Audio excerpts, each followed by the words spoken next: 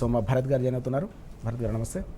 అలాగే మనతో పాటు లైవ్లో జాయిన్ అవుతున్నారు రాజకీయ విశ్లేషకులు శ్రీశైల్ రెడ్డి గారు. శ్రీశైల్ రెడ్డి గారు నమస్తే.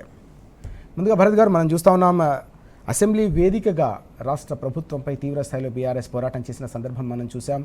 ఈ క్రమంలోనే పెద్ద ఎత్తున ప్రభుత్వం అవినీతి అక్రమాలకు పాల్పడుతుంది. దీంతోపాటు మైనింగ్కు కూడా పాల్పడుతూ ఉన్నారు.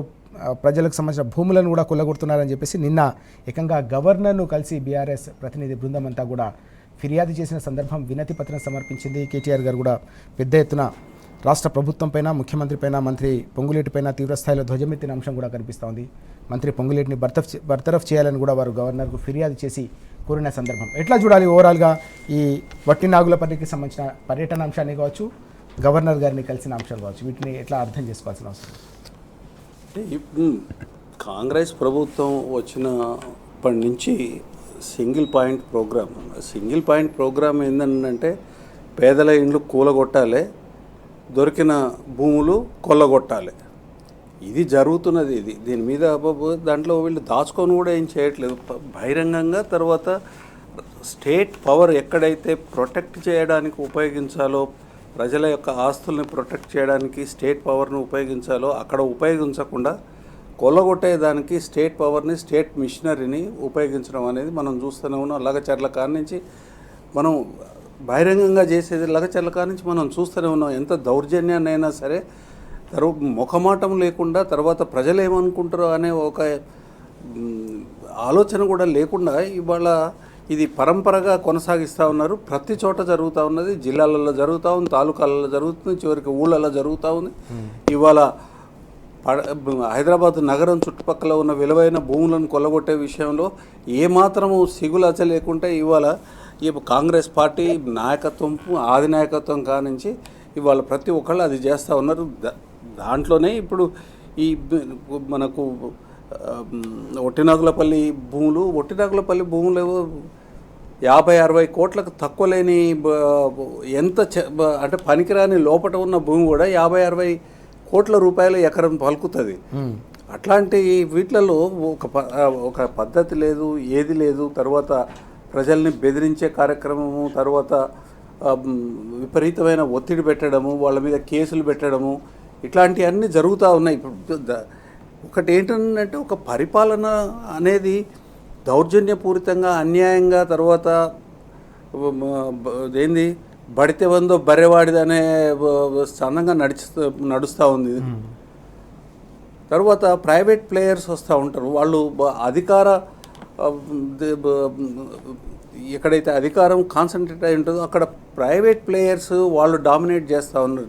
డామినేట్ చేయడంతో ఏం చేస్తున్నారంటే విపరీతంగా భూముల్ని, విలువైన భూములన్నింటినీ కొల్లగొట్టడము, సంపదని ఒక దగ్గర కేంద్రీకరించడము, తద్వారా పవర్ని తన చేతుల్లో పెట్టుకోవాలనే ఒక బిగ్ ప్లాన్ ఇది. ఈ ప్లాన్తో ఇది చేస్తూ ఉన్నారు.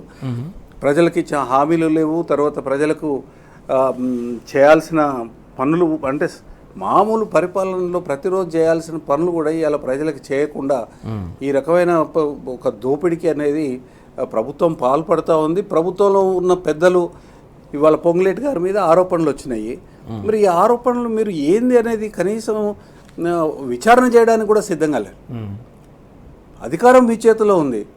ఇవాళ ప్రజల తరఫున ప్రతిపక్షం ఇదమిద్దమైన ఆరోపణలు చేస్తూ ఉంది.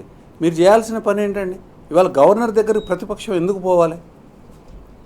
ప్రతిపక్షం గవర్నర్ దగ్గరికి పోవాల్సిన అవసరాన్ని అది క్రియేట్ అయిందనంటే మీరు చేయాల్సిన పని మీరు చేయట్లేదు. అధికారం మీ చేతిలో ఉండే ఆరోపణలు వచ్చినప్పుడు విచారణ చేయాలి కదా. ఆ విచారణకి అడ్డుపడకుండా ఉండేదానికి తీసుకోవాల్సిన చర్యలన్నీ తీసుకోవాలి కదా. విచారణ చేయరు, ఆరోపణలకు మీద విచారణ చేయరు, తర్వాత న్యాయం చేసేదానికి సిద్ధంగా ఉండరు. పైనుంచి ఆరోపణ చేసిన వాళ్ళని, ఆధారాలతో ఆరోపణలు చేసిన వాళ్ళ మీద దాడులు చేస్తారు. అది ప్రచార మాధ్యమాల ద్వారా కానివ్వండి, లేకపోతే బెదిరింపులు కానివ్వండి, కౌంటర్ ఆరోపణలు చేయడం కానివ్వండి. ప్రజల తరఫున ఆరోపణలు వచ్చినప్పుడు విచారణ చేయాల్సిన ప్రాథమిక బాధ్యత ప్రభుత్వాన్ని. జరగకుండా చూడాలి. జరగకుండా చూడట్లేదు. మీరే అధికారంలో ఉన్నారు. మీరు అధికారాన్ని దుర్వినియోగం చేసి ఈ పనులన్నీ చేస్తూ ఉంటే ఆరోపణలు చేసినప్పుడు విచారణ చేసి చర్యలు తీసుకోవాలి. ఆ చర్యలు ఎప్పుడైతే తీసుకోలేదో గవర్నర్ దగ్గరికి ప్రతిపక్షం పోవాల్సిన పరిస్థితి ఇవాళ వచ్చింది. చూడాలి గవర్నర్ గారు మరి ఏ రకంగా ఇది చేస్తారు. ఎక్కడైతే కేసు ఉండదో అక్కడ కేసులు పెడతారు, ఎక్కడైతే కేసులు పెట్టి విచారణ చేయాలో అక్కడ విచారణ చేయరు, కేసులు పెట్టారు. అయోమయం గందరగోళం పరిస్థితుల్లో ఇవాళ భయంకరమైన పరిస్థితులు రాష్ట్రంలో ఉన్నాయి. ఎస్, శ్రీశైల్ రెడ్డి గారు, భరత్ గారు చెప్పినట్టుగా అసెంబ్లీ వేదికగా మంత్రిపై చర్యలు తీసుకోవాలని చెప్పేసి బీఆర్ఎస్ పక్షం కోరినప్పటికీ, ప్రజల పక్షాన ప్రశ్నించినప్పటికీ చర్య తీసుకోకపోవడంతో నిన్న గవర్నర్ గారిని కూడా కలిసిన సందర్భం కూడా కనిపిస్తూ ఉంది. ఈ క్రమంలో గవర్నర్ గారికి కూడా ఫిర్యాదు చేసిన సందర్భం కూడా మనం చూస్తున్నాం. ఎట్లా చూడాలి మొత్తం ఇష్యూ అంతా కూడా మనం చూసాం. అసెంబ్లీ వేదికగా జరిగిన పరిణామాలు కావచ్చు, నిన్న వట్టిల్ నాగులపల్లిని కూడా సందర్శించి అక్కడ బాధితులను కూడా పరామర్శించారు, వారికి కూడా భరోసా కల్పించిన అంశం. ఎట్లా చూడాలి ఓవరాల్గా ఇష్యూ అంతా కూడా మనం? రాజు గారు, ముందుగా మీకు నమస్కారం. భరత్ గారికి కూడా నమస్తే, ప్రేక్షకులందరికీ కూడా నమస్తే. రాజు గారు, ఇప్పుడు భరత్ అన్న చెప్పినట్టుగా కాంగ్రెస్ ప్రభుత్వం బర్రె ఉందో బడితే ఉందో బర్రె వందే అన్నట్టుగా వ్యవహరిస్తూ ఉంది. ఖచ్చితంగా కమ్యూనిస్టులు గతంలో దున్నేవాడిదే భూమి అనే నినాదం ఇచ్చారు. రేవంత్ రెడ్డి నినాదం తన్నేవాడిదే భూమి, ఎవడైతే తంతాడో వాందే భూమి. ఆయన స్వయంగా ముఖ్యమంత్రి హోదాలో చాలాసార్లు చెప్పిండు, బట్టలు ఊడదీసి కొడితే ఒక్కొక్కరిని అప్పుడు ఇందిరమ్మ రాజ్యం గొప్పతనం తెలుస్తుందని. ఇప్పుడు ఇందిరమ్మ రాజ్యం గొప్పతనం అందరికీ అర్థమైంది. మొన్న అసెంబ్లీలో కూడా అన్నాడు, మా ఎమ్మెల్యే ఏదో ఒకసారి ఆ సూరజ్ సింగ్ ఉన్నాడు కదా, ఏది నెల్లెలేసిన వాడు, ఎంత కండలు ఉన్నాయో చూడు, ఒక్కొక్కరిని తంతే అన్నాడు. మందుల సామేల్ కత్తి తీసుకొని లేస్తే తెలుస్తుంది మీ సంగతి అన్నాడు. అసెంబ్లీ వేదికగా బహిరంగ సభల్లోనూ ఇట్లా మాట్లాడితే, ముఖ్యమంత్రి మాట్లాడితే, వాళ్ళ అనుచరగణం మాట్లాడితే, ఇంకా సర్వే అధికారులు కానీ పోలీసులు కానీ వాళ్ళు డిఫరెంట్ గా ఎట్లా బిహేవ్ చేస్తారు రాజు గారు? సో ఇప్పుడు వట్టినాగులపల్లిలో 60 సంవత్సరాలుగా ఆ భూముల్లో వ్యవసాయం చేసుకుంటున్న కుటుంబాలు, ఈ సతీష్ షా కుటుంబం 60 ఏండ్లుగా వాళ్ళు అక్కడ ఉండి 1969 నుంచి ఆ భూమి 1400 కోట్ల విలువైన భూమి ఈ రోజు దాని మీద కన్నుబడ్డది మంత్రి పొంగులేటికి. ఇదేదో వాళ్ళని ఏదో ఫోన్లలో బెదిరించుడో అడుగు ఏదో చేసుడో కాదు, స్వయంగా మంత్రి శ్రీనివాస్ రెడ్డి, ఆయన కొడుకు హర్షారెడ్డి వాళ్ళ ఇంటికి పోయి, సతీష్ షా ఇంటికి పోయి, మీ భూములు మాకు ఇవ్వండి అని అడిగారు. ఫస్ట్ 2 ఎకరాలు 3 ఎకరాలు ఇవ్వండి అన్నారు. ఆ తర్వాత మొత్తం భూమి కావాలన్నారు. మొత్తం భూమి కావాలి అని అంటే వాళ్ళు మేము అమ్మము భూమి లేదా డెవలప్మెంట్ కూడా ఇవ్వమన్నారు. వాళ్ళు పట్టాదారులు, వాళ్ళు ఓనర్లు, వాళ్ళ ఇష్టం, నువ్వేమని గుంజుకోనికే. సో దాంతో ఏం చేశారు, బెదిరింపులకు దిగింది. ఒక లంచం తీసుకుంటూ పట్టుబడ్డ ఒక లంచకొండి అధికారి శ్రీనివాసులతో సర్వే చేయించారు. వీళ్ళు వెళ్ళకుండా సర్వే చేయించి అన్ని రకాల అక్రమ మార్గాల ద్వారా, అక్రమ పద్ధతుల ద్వారా వీళ్ళు ఈరోజు ఈ శ్రీనివాస్ రెడ్డి అండ్ సన్స్ వాళ్ళ రాఘవ కన్స్ట్రక్షన్ కంపెనీ ఈరోజు మైనింగ్, అడ్డగోలు మైనింగ్ చేస్తూ, భూములని లాక్కుంటూ, భయభ్రాంతుల్ని చేస్తూ, అధికారం చేతిలో ఉంది కదా నా భయపెడుతూ, పొంగులెట్టికి ఇంకో ధైర్యం ఏంటంటే పొంగులెట్టిని ఏమీ అనలేరు, రేవంత్ రెడ్డి ఏమనలేడు, రాహుల్ గాంధీ ఏమీ అనలేడు, ఏం పీక్కుంటారో పీక్కోండి అంటున్నాడు పొంగులేటి. ఎవరిని? ప్రతిపక్ష పార్టీలను కాదు, రాహుల్ గాంధీని రేవంత్ రెడ్డిని అంటున్నాడు. ఇది మనం గమనించాలి.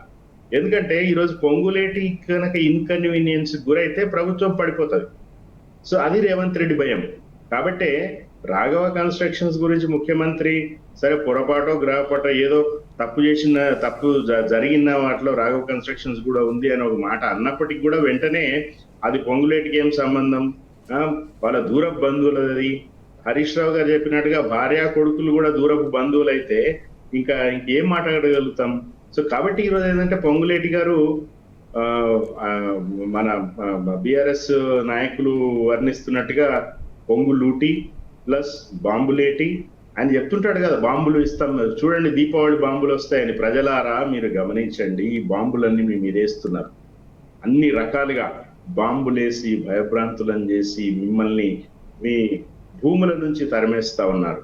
కాబట్టి ఈరోజు బీఆర్ఎస్ పార్టీ నిన్న గవర్నర్ గారి దగ్గరికి పోవడం, కలవడం, గవర్నర్ గారు కూడా చాలా సమయం ఇచ్చి వాళ్ళ సమస్యలన్నీ వినడం అనేది స్వాగతించదగిన పరిణామం. బట్ గవర్నర్ గారు కూడా నిష్పక్షపాతంగా ఈరోజు ఈ రాష్ట్ర ప్రథమ పౌరుడిగా గవర్నరు, ప్రజల హక్కులను కాపాడాల్సిన గవర్నరు, ఆయన చర్యలు తీసుకుంటారు, సిఫార్సు చేస్తారు కేంద్ర ప్రభుత్వానికి అని రాజ్యాంగం పట్ల విశ్వాసం ఉన్న పౌరులుగా మనం ఆశించడం అనేది చాలా సహజం. ఇంకొక విషయం రాజు గారు, ఈరోజు చూడండి, అటు ప్రభుత్వం ఎంత పేటరేగిపోతున్నా, ప్రభుత్వ అనుకూల భజంత్రి మీడియాలు ఎంతగా కవరింగ్ కి ప్రయత్నం చేస్తున్నా, బీఆర్ఎస్ పార్టీ హ్యాట్స్ ఆఫ్ చెప్పాలి. నిజంగా వాళ్ళు క్షేత్రస్థాయిలో కొట్లాడుతున్నారు.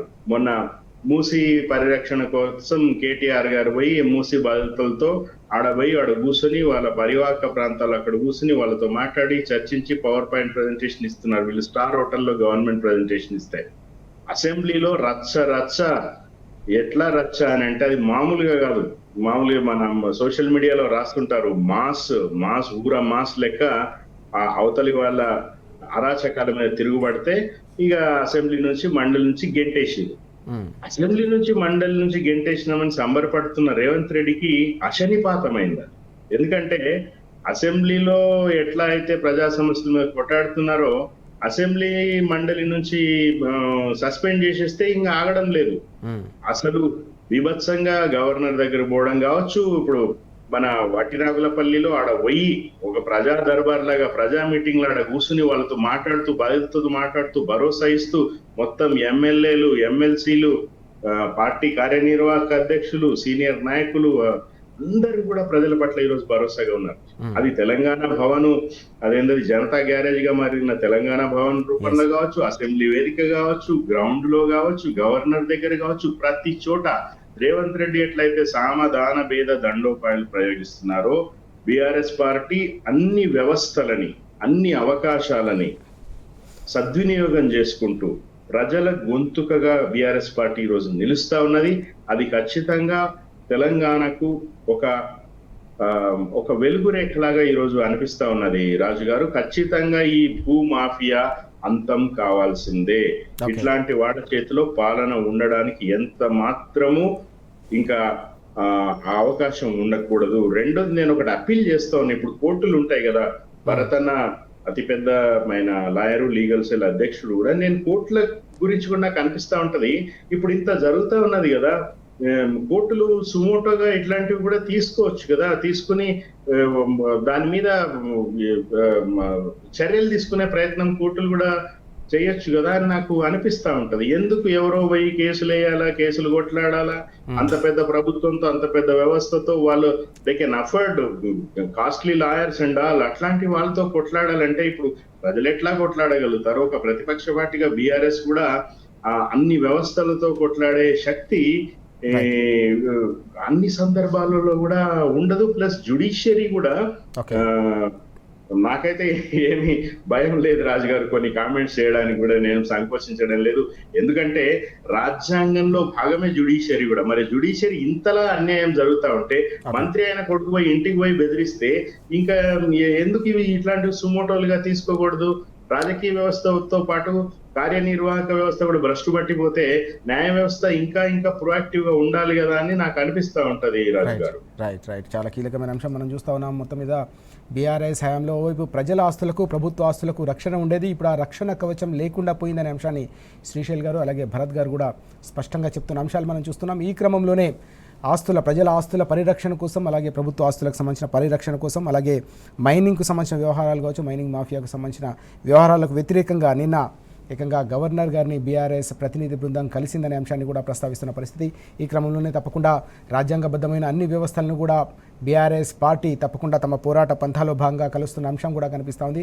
ఈ క్రమంలో గవర్నర్ గారు దీనిపై స్పందించి చర్యలు తీసుకోవాలని చెప్పేసి భరత్ గారు అలాగే శ్రీశైల్ గారు కూడా కోరుతున్న అంశాలు మనకు కనిపిస్తూ ఉన్నాయి.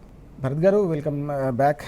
మరో కీలకమైన అంశం, నిన్న ఎమ్మెల్సీలను కూడా సస్పెండ్ చేసిన అంశం కూడా కనిపిస్తుంది. ఓవైపు శాసనసభ వేదికగా ఈ మొత్తం వ్యవహారంపై విచారణ జరిపించాలని కోరిన సందర్భంలో బీఆర్ఎస్ ఎమ్మెల్యేలను సస్పెండ్ చేసిన పరిస్థితి, చివరికి ఎమ్మెల్సీలను కూడా శాసనమండలి ఎమ్మెల్సీలను కూడా బర్తరఫ్ చేసిన సందర్భం కూడా కనిపించింది. వారందరూ కూడా నిన్న పెద్ద ఎత్తున నిరసనకు దిగిన పరిస్థితిని కూడా మనం చూస్తూ ఉన్నాం. ఎట్లా చూడాలి ఓవరాల్గా ఈ ఇష్యూని మనం?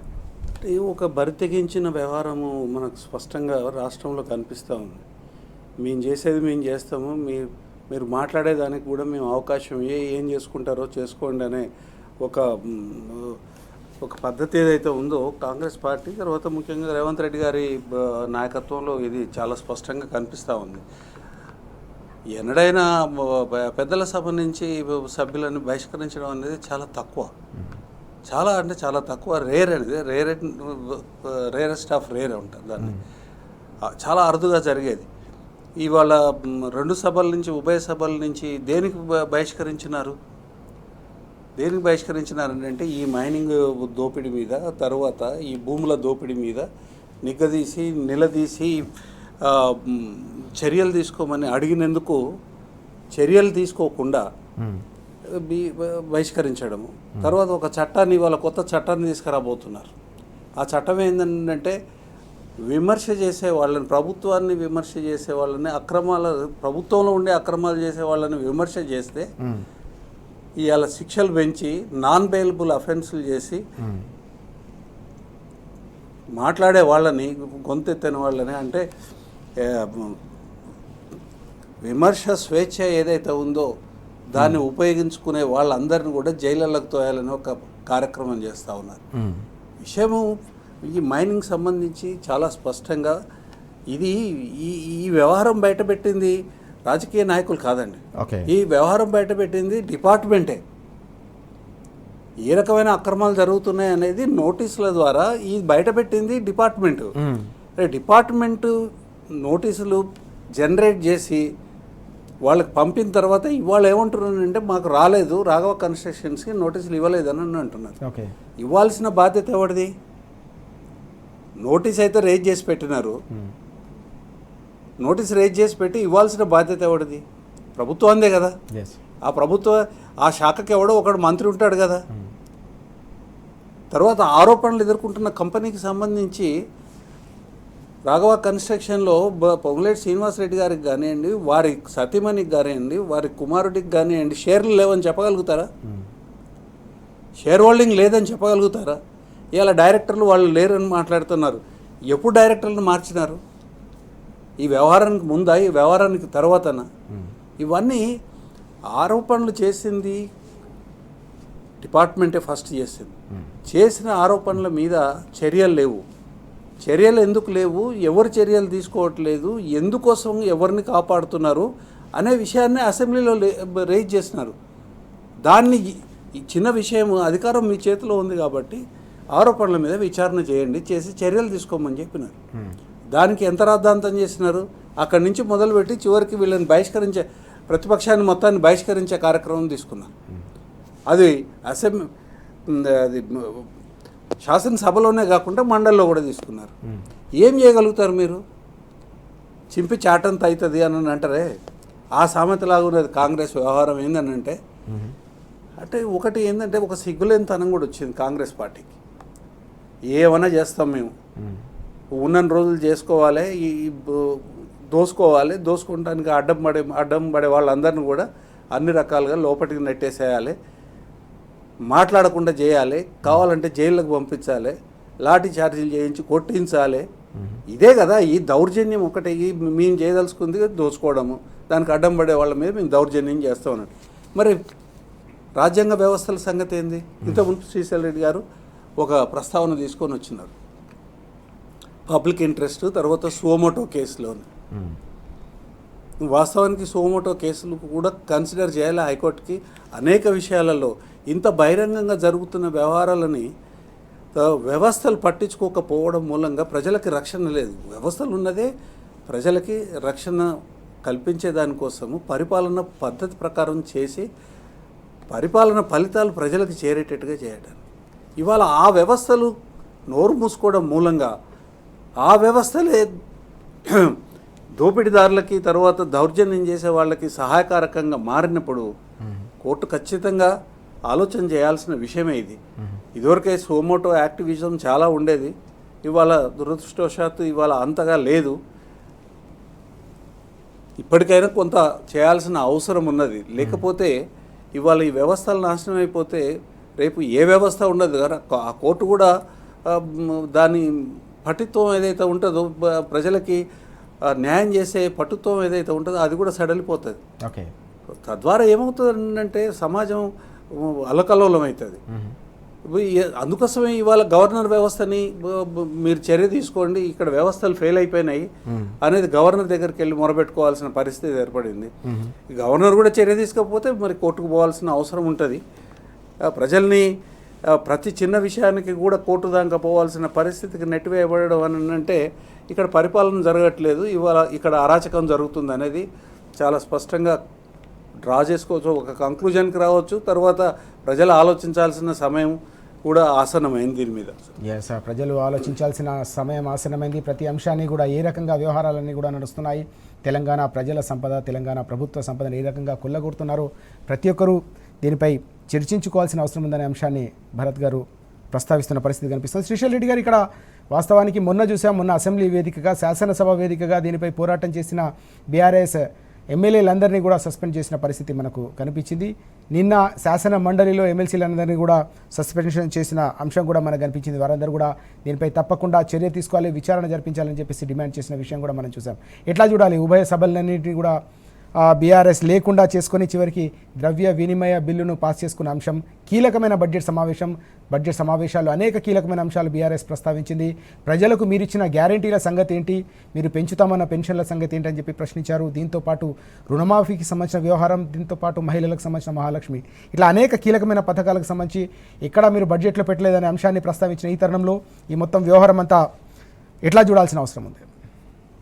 ఇప్పుడు ప్రశ్నలకు సమాధానాలు చెప్పలేని వాళ్ళు ఇక ఎదురు దాడులకి బుల్డోజింగ్కి దిగబడతారు. ఎదురు దాడులు బుల్డోజింగ్లు కూడా పని చేయనప్పుడు ఏం చేస్తారు, ఇక వీళ్ళని అసలు ఇక్కడ ఉండకుండా చేయాలని చెప్పేసి బయటికి తరిమేస్తారు. ఈరోజు రేవంత్ రెడ్డి అదే చేస్తున్నాడు. వాళ్ళకి ఏంటంటే వాళ్ళకి స్వయంగా ఒక విధానాలు, రూపకల్పన, అమలు చాలా పెద్ద విషయాలు అవి. రాజు గారు అంతా కూడా అవసరంలే. చాలా అతి చిన్న, అతి సూక్ష్మ, చాలా బేసిక్ 4-5 తరగతి చదువుకునే పిల్లానికి ఉన్న నాలెడ్జ్ కూడా రేవంత్ రెడ్డికి, ప్రభుత్వానికి లేదు. మొత్తం భారతదేశంలో తీర ప్రాంతం లేని ఒకే ఒక రాష్ట్రం తెలంగాణ అని ఒక ముఖ్యమంత్రి అంటున్నాడంటే ఎంత సిగ్గుచేటు. 19 రాష్ట్రాలకు సముద్ర తీర ప్రాంతం లేదు ఈ దేశంలో. సో మీరు ఇంకా బడ్జెట్లు, అలొకేషన్లు, వాటి ఇంప్లిమెంటేషన్లు, ఇవి చాలా పెద్ద పెద్ద విషయాలు. ఫస్ట్ వాళ్ళకి నాలెడ్జ్ లేదు. ఏదో అడ్డిమార్ గుడ్డి దెబ్బలాగా అధికారంలోకి వచ్చిన తర్వాత ఇందాక భరత్ గారు చెప్పినట్టుగా ఈ దీపం ఉండగానే ఇల్లు చక్కబెట్టుకోవాలి, ఏ రకంగానైనా డబ్బులు పిండాలి. ఆ పిండిన డబ్బులు కొంత రాహుల్ గాంధీకి పంపించాలి, కొంత ఎన్నికల ప్రచారానికి పంపించాలి, కొంత జేబులు వేసుకోవాలి. ఈయన మీద ఎగిరిపడి లేస్తున్న 4-5 మంత్రులకు వాటాలు పంచాలి.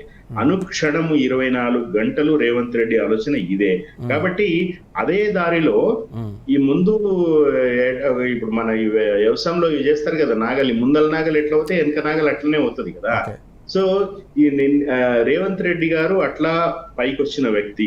నిన్న కేటీఆర్ గారు చెప్పినట్టుగా ఆర్టీఐని రూట్ టు ఇన్కమ్ గా మార్చుకుని ఆయన లూటీ చేసుకుంటా వచ్చిన వ్యక్తి. ఏ రంగానికి సంబంధించి కూడా ఏ సమాధానము గణాంకాల సహితంగా గాని, పోనీ గణాంకాలు లేకుండా ప్రజలకి కన్విన్సింగ్ గా గాని, ప్రతిపక్ష పార్టీల, ప్రతిపక్ష సభ్యుల ప్రశ్నలకు సమాధానాలు చెప్పే పరిస్థితి లేనప్పుడు, ప్రశ్నలనే సహించలేనప్పుడు అసెంబ్లీ నుంచి, మండలి నుంచి తరిమేస్తారు. జనాలను కూడా ఎవరైనా ప్రశ్నిస్తే వాళ్ళని బొక్కలో దోస్తామని ఇప్పుడు కొత్తగా హేట్ స్పీచ్ అనే బిల్లు పేరుతోని ఇంకొక కొత్త డ్రామాలు చేస్తా ఉన్నారు. సెలెక్ట్ కమిటీకి ఆల్రెడీ దాన్ని పంపించారు. వీళ్ళకు అర్థం కాని విషయం ఏంటంటే ఈ హేట్ స్పీచ్ లాంటివన్నీ గతంలో మస్తు సుప్రీంకోర్టు కూడా, మళ్ళీ సుప్రీంకోర్టు దాకానే, న్యాయ వ్యవస్థ దాకానే వస్తున్నాం. మళ్ళీ section 66A information technology act 2000 చాలా అది డ్రకోనియన్ చట్టం. ఆ చట్టాన్ని Shreya Ghoshal versus union of India కేసులో సుప్రీంకోర్టు కొట్టిపడేసింది. దీన్ని ఇంప్లిమెంట్ చేయడానికి లేదు. జస్ట్ ప్రజల స్వేచ్ఛను హరిస్తూ, అంటే ఎవరైనా సరే వాళ్ళ భావ ప్రకటన స్వేచ్ఛలో వ్యవస్థల్ని విమర్శిస్తున్నారనో ఇంకోటనో వాళ్ళని చేయడానికి లేదని 2015లో ఇది కొట్టేసింది. కానీ సుప్రీంకోర్టు పదే మొత్తుకుంటుంది. మేము ఇది కొట్టేసినా కూడా ఎందుకయ్యా మీరు ఇంకా 66A అప్లై చేస్తున్నారని ఈ రోజు పోలీసు వాళ్ళని అడుగుతా ఉంది. మీకు తెలుసా ఊళ్ళల్లో ఎవరైనా వాట్సాప్ లో ఒక ఎమ్మెల్యే గురించి ఏమైనా విమర్శనాత్మకంగా పెడితే, నేను చెప్తున్నా మా తాండూరులో ఇసుకాసురుల గురించి ఒక వార్త రాస్తే సిఐ ఫోన్ చేసి నువ్వు ఎందుకు ఆ వార్త రాసినావు అని అడుగుతున్నాడు. సిఐకి ఏం పనండి? ఈ పోలీసులు మీరు ఎందుకు ఇంకా 60 ఎప్పుడో మేము 2015లో అంటే 11 ఏళ్ల క్రితం కొట్టేసిన చట్టాన్ని మీరు ఎందుకు పెడుతున్న 66A అని రాస్తున్నారు ఇంకా సిగ్గు లేకుండా పోలీసులు. ఇప్పుడు ఇట్లాంటి డ్రెకోనియన్ చట్టాలు సుప్రీంకోర్టు తను తీర్పు 11 ఏళ్ళు అయింది తీర్పిచ్చి, ఇంకా ఇంప్లిమెంటేషన్ జరిగితే సుప్రీంకోర్టు కూడా సారీ భరత్ అన్న నేనన్నా ఇప్పుడు మీరు 2015 జడ్జిమెంట్ గురించి చెప్తా ఉన్నారు. మొన్న నల్లబాలు వర్సెస్ స్టేట్ ఆఫ్ తెలంగాణ ఇదే ప్రభుత్వం ఈ ప్రభుత్వం తీసుకున్న చర్యల్ని కొట్టివేస్తూ సుప్రీంకోర్టు చాలా స్పష్టంగా చెప్పింది.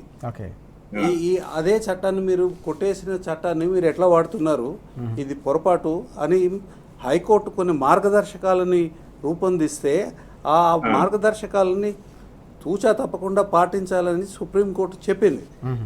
చెప్పిన తర్వాత కూడా వీళ్ళకి నేను అదే చెప్తా ఉన్నాను, వ్యవస్థలు చిన్నభిన్నం చేసి ప్రజలకి వ్యవస్థల అండ లేకుండా చేయాలనే ఒక దుర్మార్గమైన పరిపాలన ఇవాళ రాష్ట్రంలో ఉన్నది.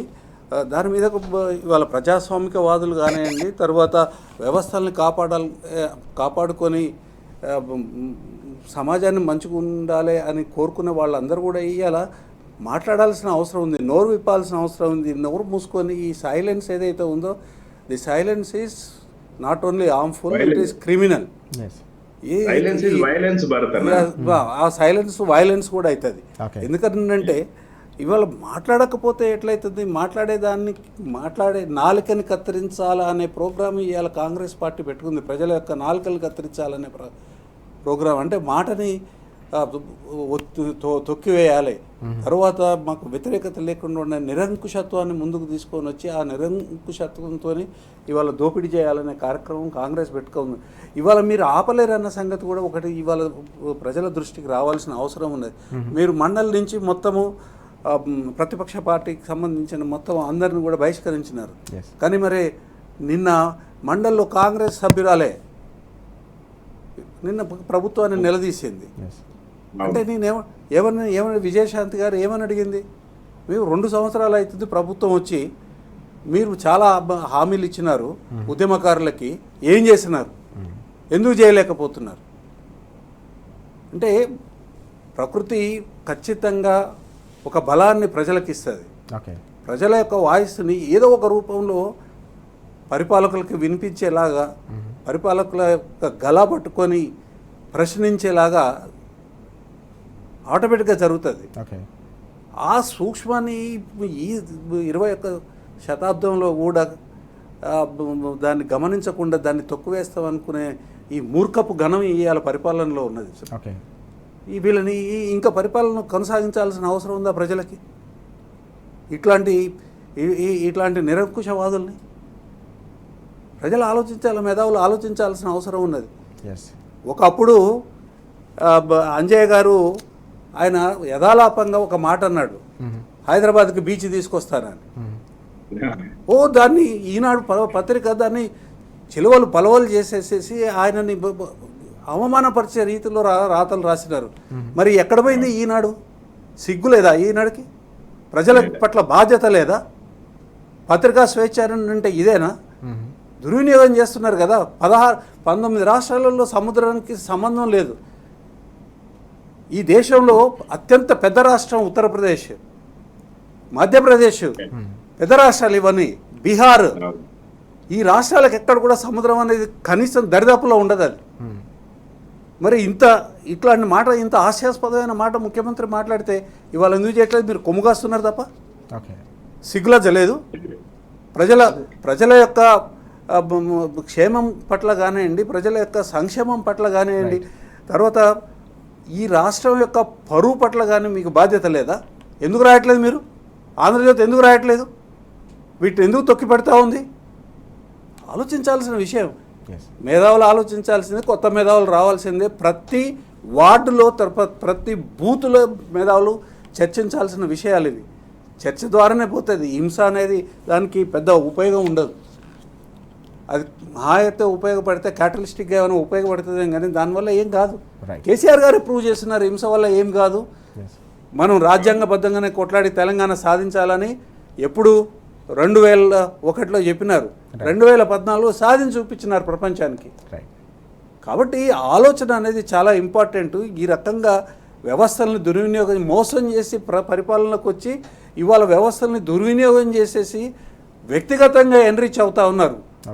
దీన్ని ఆపాల్సిన బాధ్యత ప్రజలందరికీ ఉన్నది. ఓటేసిన ఓటర్లకు ఉన్నది. ఆ రోజుల్లో ఓటర్లని ప్రేరేపించిన మేధావులకి కూడా ఉన్నది. లేకపోతే వాళ్ళు మేధావులు కాదనేది అర్థం. భరతన ఇప్పుడు మీరు ఒక మంచి మాట చెప్పారు, కొత్త మేధావులు రావాలని. యాక్చువల్ గా కరెక్ట్. అది ఇప్పుడున్న మేధావులు పనికిరారు. వాళ్ళు గీసేసిన అగ్గిపుల్లలు లాంటి వారు. దానికి తల ఉంటది కానీ మెదడు లేదు. అయిపోయింది, అది కథమైంది.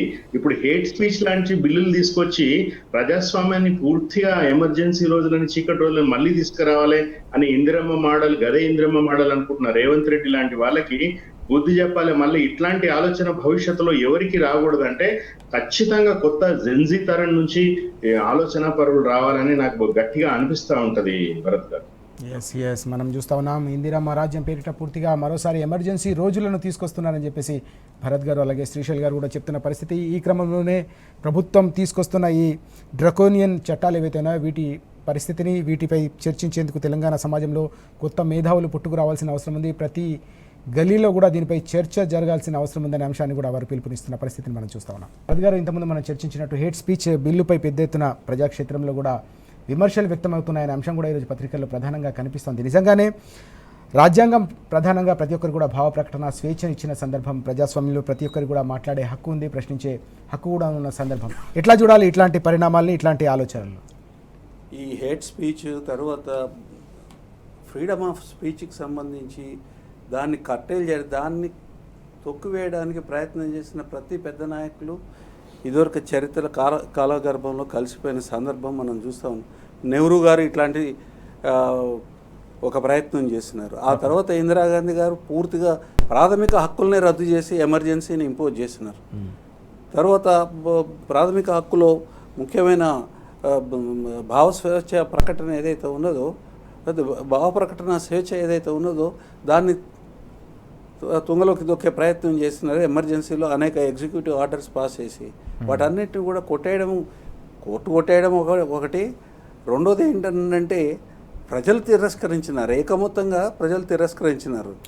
ఈ రేవంత్ రెడ్డి గారి ప్రభుత్వం ఇది మొదలు కాదు, ఇది చివరి కాదు, ఈ దాంట్లో ఎక్కడ ఒక పెద్ద స్పెక్ కూడా కాదు, అట్లాంటి ఒక అణువు కూడా కాదు. ఇట్లా రెచ్చిపోయిన వాళ్ళు కాలగర్భంలో కలిసిపోయినారు. తర్వాత స్వేచ్ఛ అనేది ఎప్పుడు కూడా వెలువిరిసినది. దాంట్లో ఎవడ ఆపగలుగుతాడండి? నేను ఇంతకుముందు మీకు ఉదాహరణ చెప్పినాను. మీరు అసెంబ్లీలో అందరిని బయటకు పంపించినారు. మాట్లాడేదానికి ఏముంటుంది?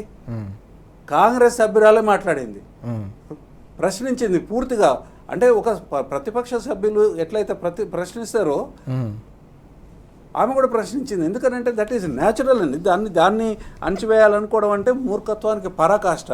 వ్యక్తి స్వేచ్ఛని తర్వాత మాట్లాడే స్వేచ్ఛని మీరు ఏం చెప్పొచ్చినారండి ప్రభుత్వంలోకి? భావ ప్రకటన స్వేచ్ఛని మేము కాపాడుతామని చెప్పినారు. ఎక్కడ కాపాడతారు? రద్దు చేసి దాంట్లో కాపాడతారా? దాన్ని రద్దు చేస్తారా? రద్దు చేసి కాపాడతారా?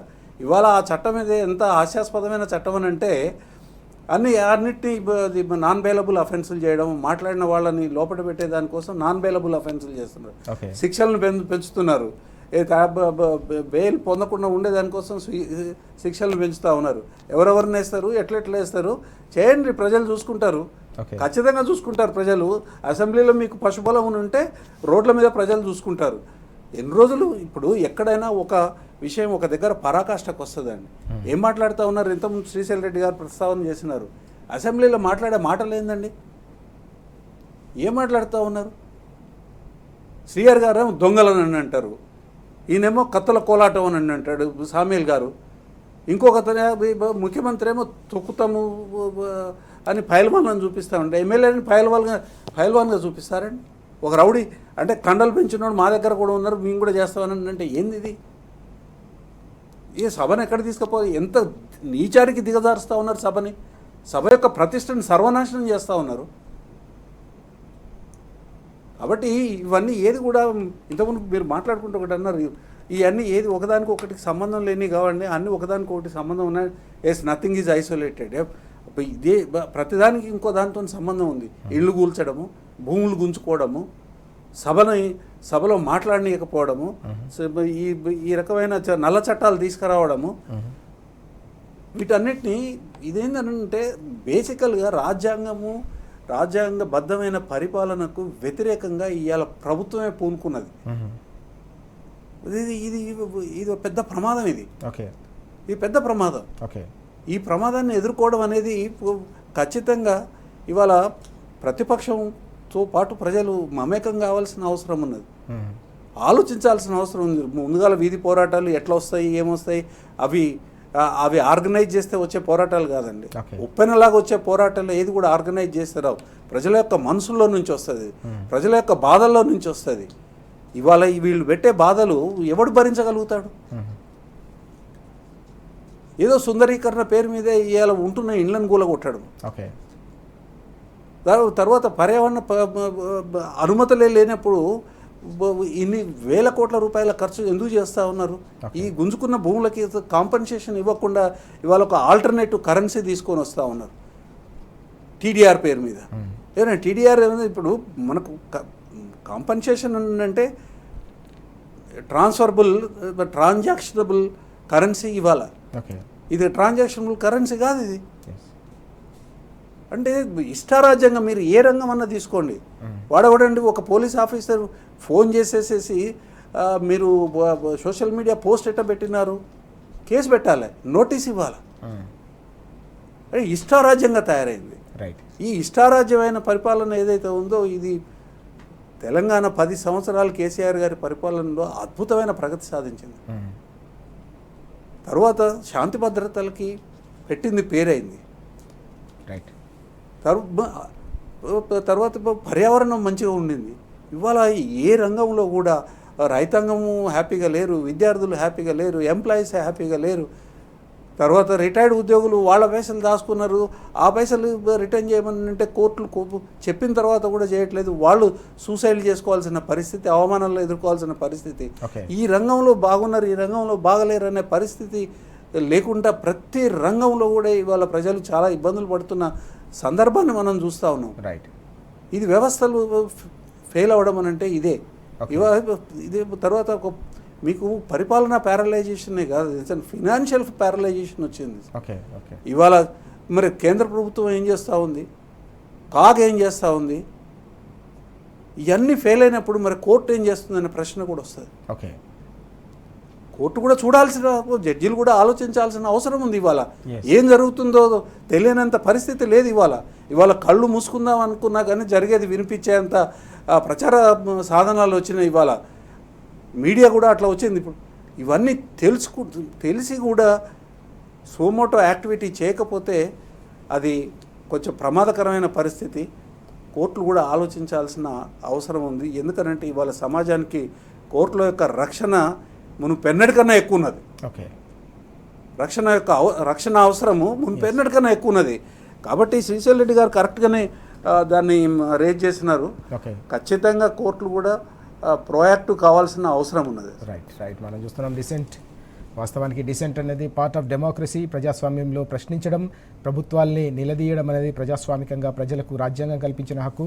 రాజ్యాంగం కల్పించిన హక్కులను కాలరాస్తే ఇలాంటి చట్టాలు కోర్టుల ముందు కూడా నిలబడే అవకాశం లేదని భరత్ గారు అలాగే శ్రీశైల్ రెడ్డి గారు కూడా చెప్తున్న అంశాలు మనం చూస్తా ఉన్నాం. శ్రీశైల్ రెడ్డి గారు కీలకమైన అంశం ఇంతకుముందు భరత్ గారు కూడా ప్రస్తావించినట్టుగా రాష్ట్రంలో మొత్తం ప్రశ్నించే హక్కును కాలరాస్తుంది ప్రభుత్వం అనే అంశం ఒక ఎత్తు అయితే, మరోవైపు పూర్తిగా రాష్ట్రంలో ఓవైపు వ్యవస్థల్ని విధ్వంసం చేస్తూ ఉన్నారు. అనేక రంగాలన్నీ కూడా సంక్షోభంలో కూరుకుపోయేలా 2.5 ఏళ్లలో పరిపాలన సాగిందనే అంశం. ఈ క్రమంలో రాష్ట్ర క్యాబినెట్ అంతా కూడా అనేక రాష్ట్రాల్లో సంబంధించిన ఎన్నికల్లో మునిగి తేలుతుందనే విషయం కూడా ఈరోజు వార్తల్లో వస్తుంది. క్యాబినెట్ అవుట్ ఆఫ్ స్టేట్ అంటూ ఈ అంశం కూడా మనకు కనిపిస్తుంది. ఎట్లా చూడాల్సిన అవసరం ఉంది? ఓవైపు రైతుల ఆత్మహత్యలు కొనసాగుతున్నాయి, వ్యవసాయం సంక్షోభంలో కూరుకుపోతున్న ఈ నేపథ్యంలో కాంగ్రెస్కు సంబంధించిన క్యాబినెట్ అంతా కూడా ఇతర రాష్ట్రాల ఎన్నికల ప్రచారంలో మునిగి తేలడాన్ని ఎట్లా చూడాల్సిన అవసరం? ఇప్పుడు రాజశేఖర రెడ్డి గారు ముఖ్యమంత్రిగా ఉండగా ఒక మాట పొలిటికల్ విమర్శ చేసేవారు. ఆయన ఏమంటుండంటే, అమ్మకు అన్నం పెట్టలేనోడు చిన్నమ్మకు బంగారు గాజులు కొనిస్తాడంట. నువ్వు తెలంగాణని ఈడ ఎల్లకిల పడేసేసి ఆడ పోయి మిగతా 5 రాష్ట్రాలకు పోయి ప్రచారాలకి స్టార్ క్యాంపెయినర్లు ఏం చెప్తారు? అసలు రాహుల్ గాంధీకి బుద్ధి ఉందా అని అడుగుతున్నానే. వీళ్ళు గతంలో హర్యానా, మహారాష్ట్ర పోయి రేవంత్ రెడ్డి మేము తెలంగాణ మోడల్ మీకు తీసుకొస్తామంటే వాళ్ళు భయపడిపోయి కాంగ్రెస్ పార్టీని ఓడించారు హర్యానా, మహారాష్ట్రలో. రేపు 5 రాష్ట్రాల్లో కూడా గదే అవుతుంది. ఇప్పుడు బీఆర్ఎస్ పార్టీ కానీ, బీఆర్ఎస్ సోషల్ మీడియా కానీ, అసలు ఇతరత్ర న్యూట్రల్ సెక్షన్స్ అన్ని కూడా సోషల్ మీడియాని విస్తృతంగా ఉపయోగించుకుంటూ కాంగ్రెస్ కనుక అధికారంలో వస్తే తమిళనాడులో కానీ, కేరళలో కానీ, అస్సాంలో కానీ, పుదుచ్చేరిలో కానీ ఇట్లాంటి ఈ హేట్ స్పీచ్ తీసుకొస్తారు, మంత్రులు పోయి బెదిరించేసి భూములు గుంజుకుంటారు, ఇట్లాంటి ప్రచారం చేయాల్సిన అవసరం ఉందని నాకు అనిపిస్తా ఉంది. ఎందుకంటే ఎంత సిగ్గులేనితనం అండి. ఇక్కడ ఇంత దారుణంగా బిహేవ్ చేస్తూ పోయి మీరు ఇదేదో ఊడబొడిచినామని ఆ రాష్ట్రాల్లో పోయి మీరు ఇందిరమ్మ రాజ్యము, ప్రజాపాలన, ప్రజా వెలుగులు, ప్రజా దీవెన అంటే ఏందనేది ఎగ్జాక్ట్ గా ఖర్చు అయితే అయింది. అడ్వర్టైజ్మెంట్లు రిలీజ్ చేయాలి ఈ 5 రాష్ట్రాల్లో. బీఆర్ఎస్ పార్టీ ప్రధాన కార్యదర్శిగా ఉన్న భరత్ గారికి కూడా నేను విజ్ఞప్తి చేస్తా ఉన్నా. ఇప్పుడు వాళ్ళు ప్రజా ఆస్తులు కొల్లగొట్టి 1000 కోట్ల రూపాయలు రాహుల్ గాంధీ కుటుంబానికి ఇవ్వగా లేనిది, మనం ఈ రోజు ప్రజాస్వామ్య పరిరక్షణ కోసం తెలంగాణ ఏం జరుగుతుందో తెలంగాణ అనడానికి సమాజానికి అప్పీల్ చేయాలండి. సమాజం హెల్ప్ తీసుకోవాలి, కాంట్రిబ్యూట్ చేసేసుకొని కరపత్రాలు, అడ్వర్టైజ్మెంట్ లో ఈ 5 రాష్ట్రాల మీద ఒప్పించాలని నాకు అనిపిస్తుంది. అంత ఆవేశం రాజు గారు. ఎందుకంటే ఎక్కడండి ఎప్పుడు చూడలే, ఇంత దారుణం చూడలేదు. ఈ రోజు కోర్టుల పట్ల సరే సుమోటో కేసులు తీసుకోవాలని అన్నా కూడా, లేకపోతే హైకోర్టు ఇంకొక విషయం నాకు చాలా బాధాకరం అనిపిస్తుంది. ఇప్పుడు హైడ్రా రంగనాథ్ మీద హైకోర్టు ఎన్నిసార్లు కామెంట్ చేసింది, నేను లేస్తే మనిషిని కానీ అంటది హైకోర్టు. అది లేవదు, ఊదుగాలదు, ఊదుగాలదు, పీరు లేవదు టైప్ లో అయిపోయింది. రంగనాథ్ గారి అక్రమాలు ఆయన చేస్తూనే ఉన్నాడు. కోర్టు పదే హైకోర్టు హుంకరిస్తా ఉంటది, కానీ రిజల్ట్ ఏది? అయినప్పటికీ కూడా ఈ రోజు కొంచెమైనా ప్రజలు స్వేచ్ఛావాయులు పీల్చుకోగలుగుతున్నారంటే కేవలం న్యాయ వ్యవస్థ ద్వారా. అది కూడా చెప్తున్నాను. ఈ రోజు శాసన వ్యవస్థ, కార్యనిర్వాహక వ్యవస్థ, మీడియా, ఈ 4 పిల్లర్స్ లో 3 పిల్లర్లు ఇరిగిపోయినాయి. 3 పిల్లర్లు ఇరిగిపోయినాయి, కుంగిపోయినాయి. రేవంత్ రెడ్డి గారు కాళేశ్వరం కూలలేదు, ప్రజాస్వామ్యం కూలిపోయింది. ప్రజాస్వామ్యపు 3 పిల్లర్లు కూలిపోయినాయి. కూల్చేస్తున్నారు మీరు. ఒక పిల్లర్ మీద కుంటుకుంటూ నడుస్తా ఉన్నది ఈ రోజు. అదే ఆ న్యాయ వ్యవస్థ అనే పిల్లర్ మీద ఇప్పటికి కూడా నాకు విశ్వాసం ఉన్నది. కాబట్టి ఖచ్చితంగా ఈ అక్రమాలను అడ్డుకోవాలి, న్యాయ వ్యవస్థ ద్వారా అడ్డుకోవాలి. ఈ 4 వ్యవస్థల మించిన గొప్ప వ్యవస్థ ప్రజా తీర్పు, ప్రజా కోర్టు వాళ్ళ ముందు పెట్టాలి. ఖచ్చితంగా ప్రజాస్వామ్యాన్ని మనం కాపాడుకోవాలి, లేకపోతే భావితరాలకు మనం ఏం అందించలేము. ఈ రోజే ఇంత మనము జస్ట్ ఎంత అండి స్వాతంత్రం వచ్చి ఎన్ని దశాబ్దాలైంది, 7.5-8 దశాబ్దాల్లోనే ఇంత బాధలు అనుభవిస్తా ఉంటే ఇంకా ఏమి ఇస్తాం మన ఫ్యూచర్ జనరేషన్ కి? It's not about politics, it's not about our own deeds కాదు. వ్యవస్థల్ని కాపాడి భద్రంగా భవిష్యత్తు ఇవ్వాలి కదా. మన పిల్లలకి మనం ఆస్తులు ఇవ్వమా, అప్పులు మాత్రమే ఇస్తామా? అట్లా మనం భావితరాలకు అందించాలి కదా. సో కాబట్టి ఖచ్చితంగా ప్రతి ఒక్కరూ ఆలోచించాలి. ఇది ఓన్లీ బీఆర్ఎస్ పార్టీ పని కాదు. నేను తెలంగాణ సమాజానికి విజ్ఞప్తి చేస్తా ఉన్నా. రాజు గారు, భరత్ గారు ఎట్లా చూడాలి ఈ అంశాన్ని? ప్రధానంగా మనం చూస్తే కేబినెట్ మొత్తం కూడా అవుట్ ఆఫ్ స్టేట్ ఉందనే అంశాన్ని మనం ఎట్లా చూడాల్సిన అవసరం ఉంది? ఏదో సామెత ఉంది, ఒక రకం వాళ్ళు ఎక్కడ ఉంటే ఏంది, ఏమయ్యేది లేదు కదా. వాళ్ళు ఇక్కడ ఉంటే చేసేదే ఉన్నది, బయటకు పోతే వచ్చేది పోయేదేమున్నది. ఈడ ఉండి ప్రజలు ఈడ ఉన్నా బయట ఉన్నా వాళ్ళు చేసే దౌర్జన్యాలు ఏం ఆగవు. కాకపోతే ఒక విషయం, ఒక అవకాశాన్ని ఇస్తూ ఉన్నారు. తెలంగాణ గురించి పోయి అక్కడ చెప్పదలుచుకున్నారు. ఏం చెప్పదలుచుకున్నారు? ఎన్నికల ముందు తెలంగాణ ప్రజలు ఏ రకంగా మోసం చేసినారో ఇవాళ ఈ 5 రాష్ట్రాల ప్రజలను మోసం చేయబోతా ఉన్నారు. అక్కడ వీళ్ళు ఏందో అనేది అక్కడ తెలవాలని అంటే కేటీఆర్ గారు లాంటి వారు, వర్కింగ్ ప్రెసిడెంట్ గారు, అక్కడ ఈ కాంగ్రెస్ పార్టీ స్వరూపమైంది, వీళ్ళు మాట్లాడే మాటలకి చేసే చేతలకి తెలంగాణ ఎట్లా బలైపోయింది అనేది కూడా అక్కడ చెప్పాలి. అది ప్రెస్ కాన్ఫరెన్స్ ద్వారా చెప్పాలన్నా, లేకపోతే కొన్ని బహిరంగ సభలలో ప్రచారంలో పాల్గొని చెప్పాలా. మనం అక్కడ నాన్ ప్లేయర్స్, మనం కాంటెస్ట్ చేయట్లేదు. కాబట్టి మనకున్న మార్గాలను ఉపయోగించుకోవాలి. తెలవాలి కాంగ్రెస్ పార్టీ స్వేచ్ఛకి ఎట్లా భంగం కలిగిస్తుంది, కాంగ్రెస్ పార్టీ పరిపాలన వ్యవస్థలను ఎట్లా కూలగొడుతుంది, ఓకే, కాంగ్రెస్ పార్టీ ప్రజల యొక్క జీవితాన్ని ఎట్లా ఛిద్రం చేస్తుంది, రైట్, కాంగ్రెస్ పార్టీ మాట్లాడేది ఒకటి చేసేది ఒకటి, కాంగ్రెస్ పార్టీ నమ్మదగ్గది కాదు, ప్రజలకి ఏ రకంగా ఉపయోగపడేది కాదు, ఇది సచ్చిన శవ దుర్గంధం, ఇది దీన్ని దగ్గరికి రానియాల్సిన ఓకే, అవసరం లేదు, దీన్ని కనుక అతుక్కుంటే ధృతరాష్ట్ర కౌగిలి అవుతుంది అనే విషయాన్ని ఆ రాష్ట్ర ప్రజలకు చెప్పడమే కాంగ్రెస్ పార్టీకి సరైన సమాధానం ఇవ్వడం. రైట్ రైట్ మనం చూస్తూ ఉన్నాం కాంగ్రెస్ అంటేనే ధృతరాష్ట్ర కౌగిలి అని చెప్పేసి భరత్ గారు స్పష్టంగా చెప్తున్న అంశం మనం చూస్తూ ఉన్నాం. మొత్తం మీద తెలంగాణలో వ్యవస్థలను విధ్వంసం చేస్తూ ఉన్నారు, పరిపాలనను గాలికి వదిలేసి పూర్తిగా పక్క రాష్ట్రాల ఎన్నికల ప్రచారంలో మునిగి తేలుతున్న రాష్ట్ర మంత్రివర్గానికి సంబంధించిన పరిణామాలన్నింటినీ కూడా తెలంగాణ సమాజం గమనించాలి. తప్పకుండా ప్రజాక్షేత్రంలో ప్రతి అంశంపై కూడా చర్చ జరగాల్సిన అవసరం ఉంది. తెలంగాణను ఏ రకంగా కొట్లాడి తెచ్చుకున్న తెలంగాణను 2.5 ఏళ్లలో పూర్తిగా ఏ రకంగా ప్రతి రంగాన్ని ప్రతి వ్యవస్థను విధ్వంసం చేస్తున్నారో ప్రజాక్షేత్రంలో ప్రతి రంగానికి సంబంధించిన ప్రజలు చర్చించుకోవాల్సిన అవసరం ఉందని సూచిస్తున్న అంశం కూడా మనం చూస్తూ ఉన్నాం. Thank you very much Bharat గారు, శ్రీశైల్ గారు, చర్చలో పాల్గొన్నందుకు థ్యాంక్ యూ సో మచ్. ఇది ఇవాల్టి వార్తలు వాస్తవాలు. నమస్తే.